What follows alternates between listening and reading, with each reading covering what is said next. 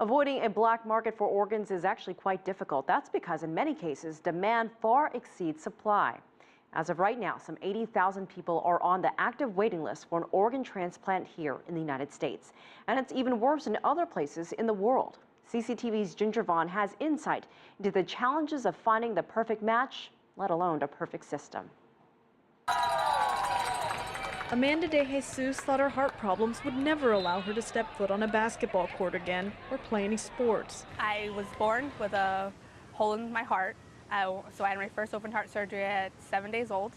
And then I progressively, as I kept getting older, it kept getting kind of worse. And finally, at the age of 13, they diagnosed me with dilated cardiomyopathy, which means that my heart was too big for my body and that it wasn't pumping enough blood to my brain. I would wait in the hospital for 2 months. So that's how I that's how I got my transplant. De Jesus has been lucky. Today in the U.S., the need for organ donation continues to be great. And that's what fuels transplant advocates like Bill Ryan. When you got up today, there were 120,000 people waiting for an organ in the United States.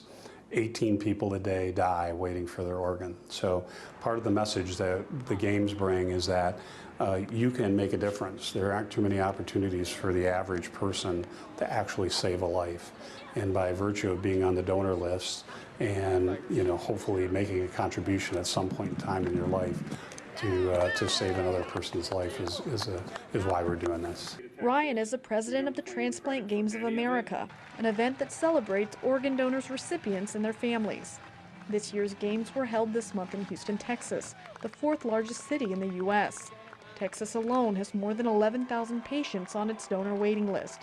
Ryan says outreach activities like the games are having an impact, doubling the number of registered donors here in Texas in just 2 years.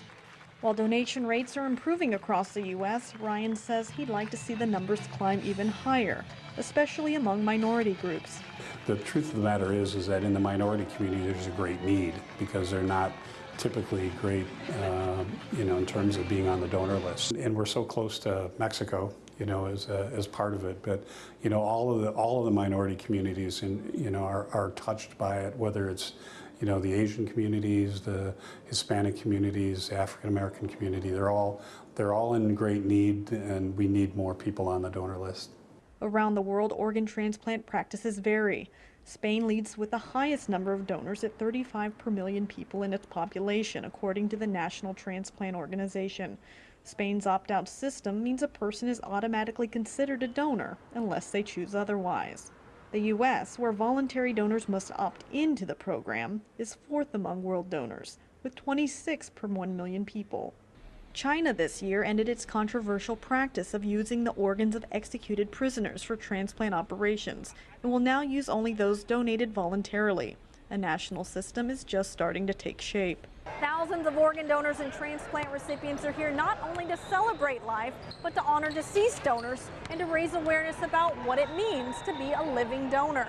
For Jerry Krimble, who shares the same blood type as his son, donating a kidney helped bypass the waiting list. We were very blessed that my wife and I have the same blood type, so our kids all have the same blood type. And so I was able to donate to him, and the type of decision as a parent you don't think twice. Amanda De Jesus still takes 24 pills a day to keep her body from rejecting her heart, but that's not stopping her from living life to the fullest. Her scars, she says, are proud battle wounds. I never cover my scars. I love to show them. I mean, it's part of who I am, and they've made me the warrior that I became. Ginger Vaughn, CCTV, Houston.